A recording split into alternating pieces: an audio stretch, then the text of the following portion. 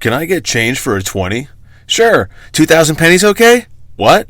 Nothing. Just a hilarious math joke.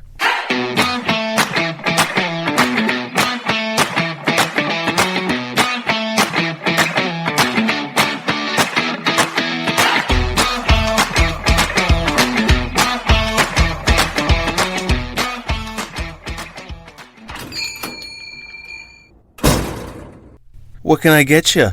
Drunk? Welcome to episode 37 of Behind Bars, Cocktails, and Wasted Nights. I'm your host, Greg. I've been working as a bartender for over 20 years, and over those years, I've seen a lot. My goal here is to share some of those high and low lights with you. Quick warning, this podcast contains sex, drugs, and some language that isn't suitable for anyone under 21 years of age, so you gotta have some ID. Before we get started, you'll need a drink.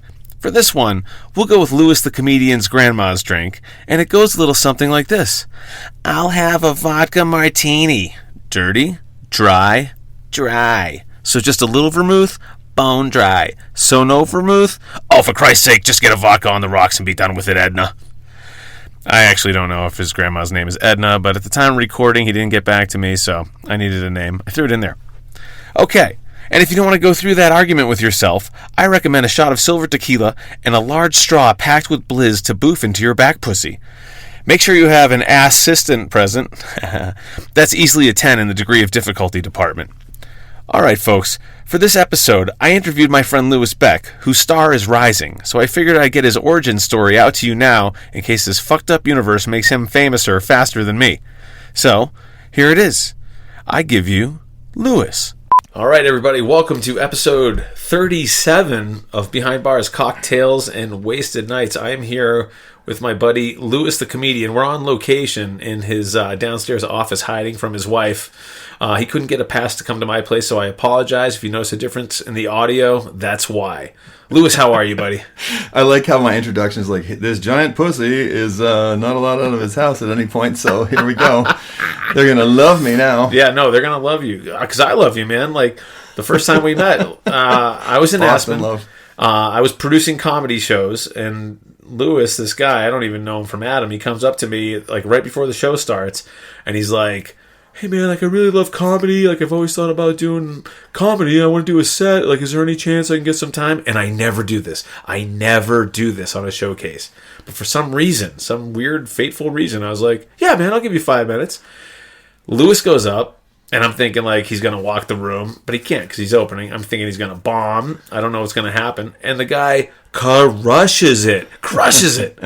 And when I left Aspen, he kind of took over the comedy scene there, and he's been doing it like constantly. He's like surpassed me like crazy. He's amazing, and I'm just like, he's a talent, and I feel like I discovered him. So if you guys hear from Louis Beck, just remember, I brought him to you. Louis, you told me once. That was not the introduction I expected from a Boston guy. You got to shit all over me. No, but like. You told me after you did that show, like you were high for 3 days, and then you did another show, and it didn't go so well. So if you had never done my show and done that second show, we wouldn't be here. That's true. I was high for 3 days because I recorded it on my phone and I kept listening to it. It was like I kept hitting the fucking the chasing that dragon, the pain button in the hospital. But for sure, so. Your room was perfect for comedy, and you opened the room and killed it. And then I went to an open mic in Denver in a coffee shop that was brightly lit with people drinking coffee, filled with only comedians that were angry if I was going to be funny. Right. And I did the same material to, like, not just silence, but, like, angry faces of comedians. I still remember most of them. I could name them now, but we'll have to bleep that later.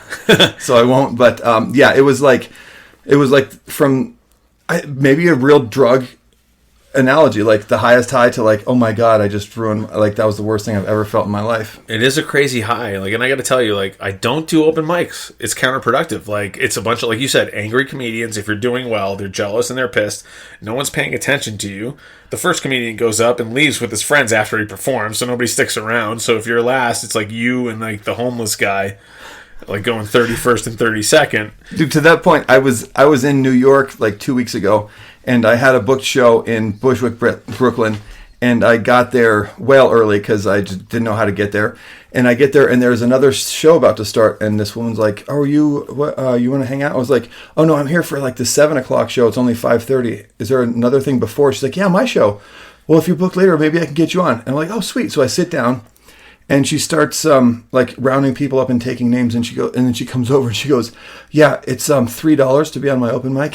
Oh, you gotta pay? I'm not kidding. Yeah, my God. She made me pull She told me it was a show that she could maybe get me on, and then $3. And then made it's like me community pay. college. What do you need? A pen. And I'm on a roof in the sunlight with the L train going by like every 2 minutes above ground, and it was. That chick it was has that. excelled It was that in thing her to say. comedy career then. Jesus, what a room. So you were there at like 5:30 and the show was like at 7 something? Yeah, so this was like the open mic before the actual Okay. book show run by someone else. Because I got to tell you like this story. I don't know if I've told this on the podcast before, but like my first open mic ever. I'm insane with getting there early. And it was like 7:30. I got there at 5. It's LA. It's North Hollywood. The brutal heat, right?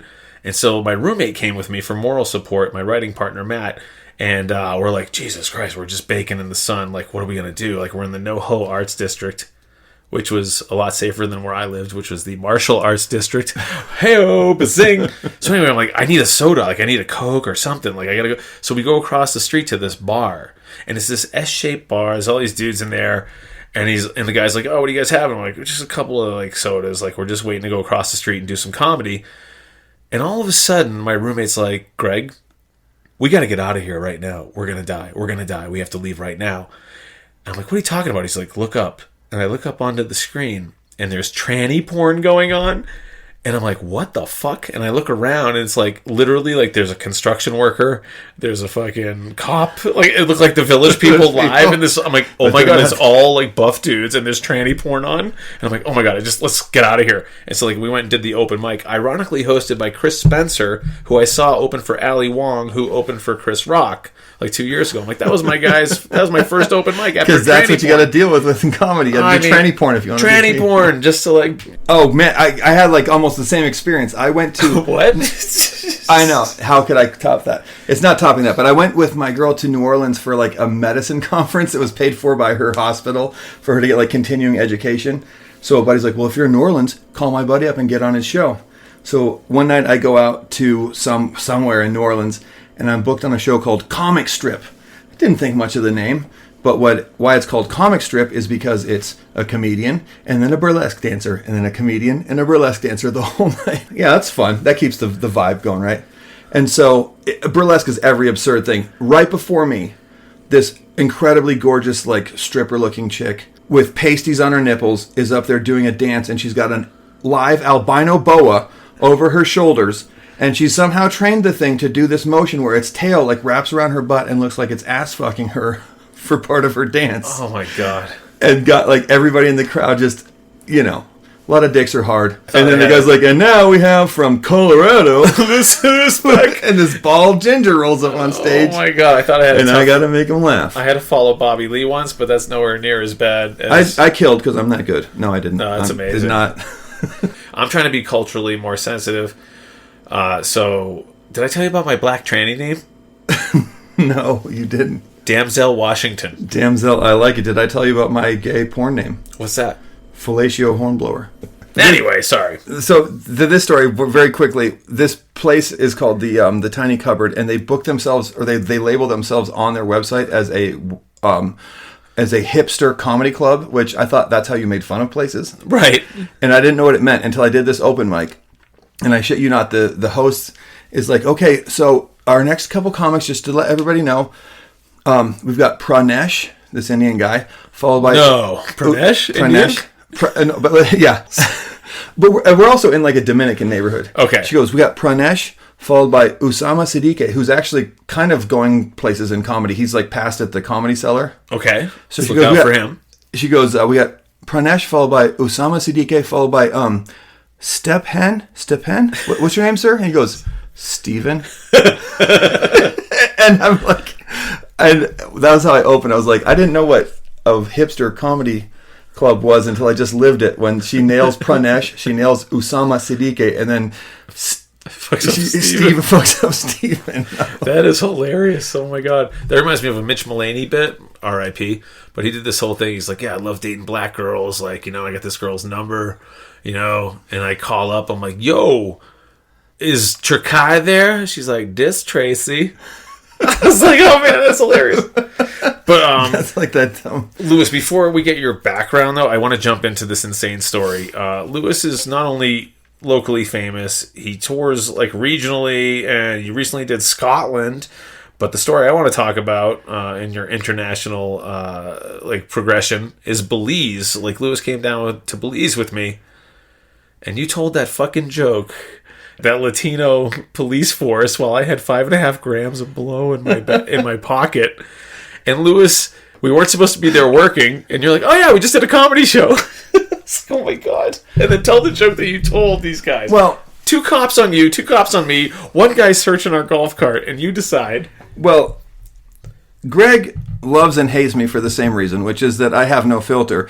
But I'm not stupid. I have traveled a little bit, and so I speak good Spanish, and I start talking Spanish to these cops that have pulled us over because the headlights on our golf cart are out, by the way, because you only can drive golf carts there. So we have like 9 cops on motorcycles that are trying to write us a ticket. Greg's trying to bribe them. I was just immediately going to the wallet. Greg's like, can I give you $200 right now? They're like, hold on. And he's like, well, what are you guys even doing out? There's a curfew in a minute. We were supposed to be in for COVID curfew. And I was like, well, we're just coming back from a comedy show we just did. Oh. And I speak to him in Spanish, which kind of like half the people in Belize speak Spanish. So they're like, oh, white boys speak Spanish. What's up? Like, tell us a joke. And I go, all right. They asked you for a joke? Yeah. Oh, I thought you were offering it up. Okay. No, they said, if you're on a comedy show, we want to hear a joke. Okay.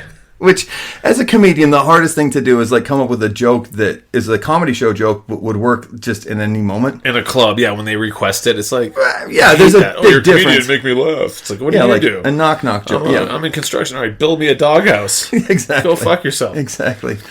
I was like, your cops beat up a black guy. They didn't. Jesus.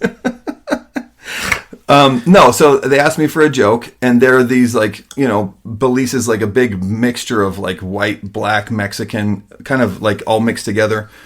And so I said, okay, how about this one? Have you guys ever been hanging out with one of your Mexican friends? And then he pulls off his sunglasses, and you're like, oh shit, this fucker's Chinese. That was the point where I had like my hand around the baggie, like Frodo around the ring, and I was just ready to toss it. I'm like, you got to be fucking kidding me! He just told that joke to those people.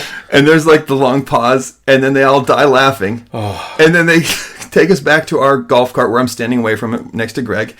And Greg's like, so can we pay the ticket now? Like, which is like international language for can we bribe you? And they're like, no, not at all. You just need to go down to the magistrate's office or whatever they called it. Ministry of Transportation. Ministry in like the next 3 weeks and pay them this ticket. And they didn't register anything on a computer. They just like wrote my name down on a piece of paper. Yeah, it's like they're depending on some autistic guy in the police force to memorize a Post-it note that they remember from the office. Yeah. It was almost like they were trying not to like bust us. I still have the ticket. I need to post it somewhere. Because it's hilarious. Well, you still have the ticket, but it's been rolled up because we fucking snipped it, rolled it, and snorted blow through it.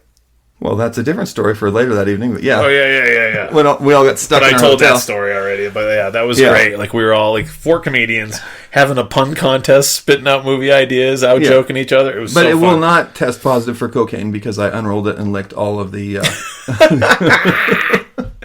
Lewis does a lot of cocaine material, as do I. And what I mean by that is, like, material that's cocaine, we'll just do it. I used to do way too much cocaine material.